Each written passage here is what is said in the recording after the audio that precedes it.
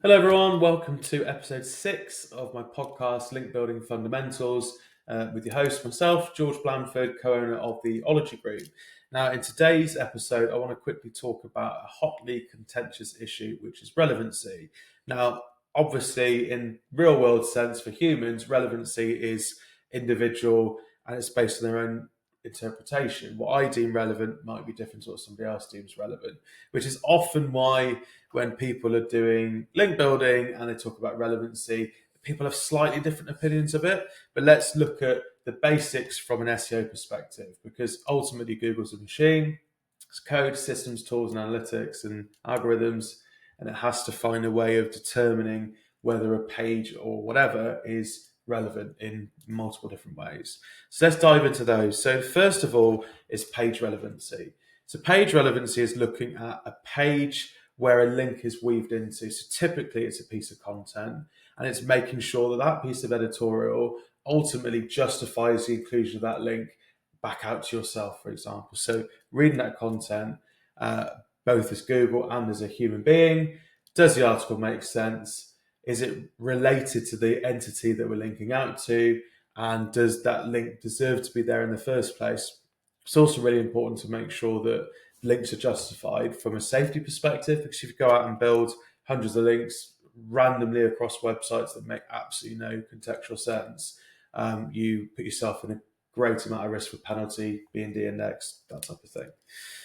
The next thing you need to think about is domain relevancy. So that website where the link's placed on within that page, is that whole domain relevant? Now, quite a lot of the times we have issues where domains aren't always super relevant, because you might be working with a client that's in a really obscure, very specific niche, and you have to find a category, or you have to find side ways of finding relevancy. So looking at the business, looking at the financials, looking at the technology behind the company to be able to secure that link. So looking a bit outside of the box. But ideally, if you can find a domain that is domain relevant, talks about the subject in full, every aspect of it, and has a natural opportunity for a page about the same subject, that would be really good. One note to add, that sometimes the most domain relevant links you can find are competitors, and they're just not going to link out to you. A final thing to consider is the signals that you're sending for relevancy. So, for example, your anchors that you've got attached to the page. So the anchor text that you might have signposting Google, signposting users to other websites or to different pages on the site, that has an attribution in terms of relevancy, making sure that that anchor text is natural and it has an action involved. So click here for more information, check out this resource. These guys are the best link building agencies in the UK, whatever it might be. Make sure that anchor has a purpose, and also consider the resources on that page, whether it's a data point, an asset, a calculator, a tool, something of value. Make sure all of those pieces line up properly. Now, the last thing that we need to go through is relevancy in terms of link building and relevancy in terms of digital PR. Now, for link building, it should be pretty straightforward, because with middle tier sites, you're giving them a finished piece of content, which is going to be themed around the client. Clients typically screened it, they've signed off the content, they're happy with how they're being mentioned. It all makes sense, justifies a link, away we go. And you're pitching a publisher that is likely to take that article because it suits the demographic and the audience, the writing style and structure that they currently enjoy on their website. So it's pretty difficult to go wrong in terms of relevancy. The only time it's hard is, as I said before, when the client is in a really specific hard niche and you just have to think outside the box. But that comes down to setting the expectations very early on in the process, making sure that everybody knows what to expect. And again, looking at competitor link profiles as a guide.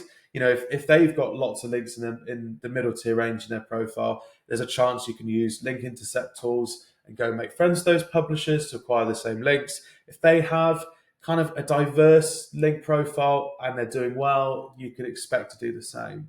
The last thing that we need to go through is relevancy in digital PR. And I strongly believe that there's going to be a heavy, aggressive algorithm update for Google this year for digital PR.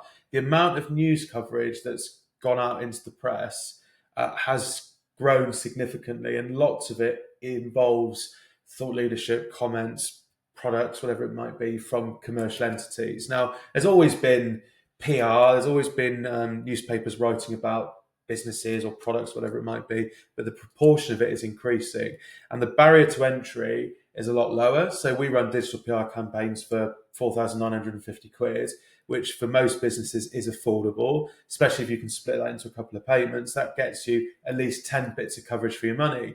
Back in the days, 5, 10 years ago, you'd be looking at a 20, 30k spend. You'd all be sat around a campfire, crossing your fingers, hoping that you're going to get some traction. If it didn't work, your PR agency would go, well, we tried, sorry about that. You pay for the asset. Do you want to do another one?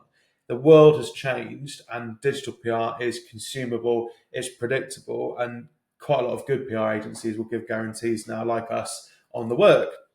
So what that means is there's a huge amount of press coverage that's going out into the world. And we know from the Google algorithm leak that there's a big focus on contextual relevancy on the page. There was a specific item in the algorithm that looked at relevancy and down-weighted anything that was deemed irrelevant. And also there's a freshness algorithm for newsstands. So everybody's trying to grab the holy grail of link building, which is digital PR.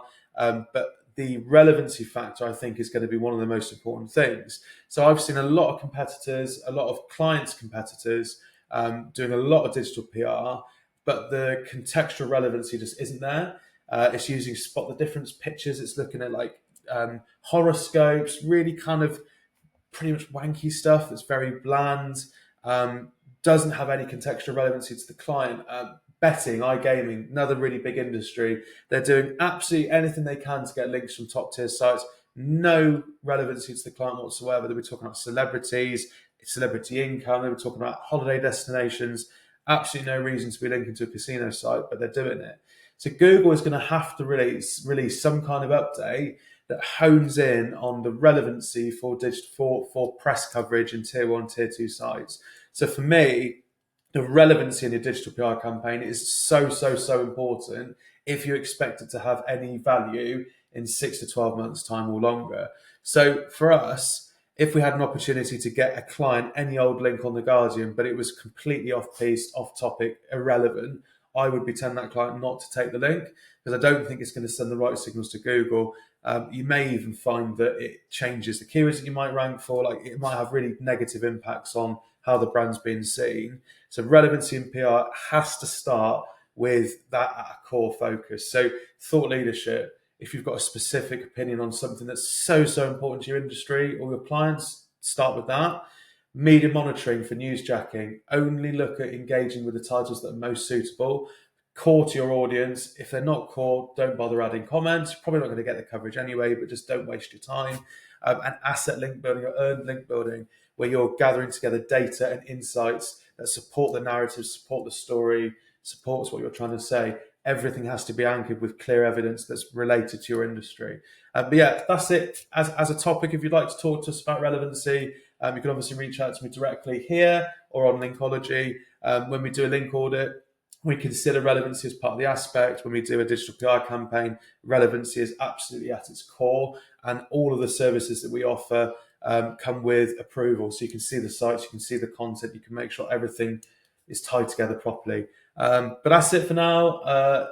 Thanks very much for stopping by. I'll see you on the next one. Take care.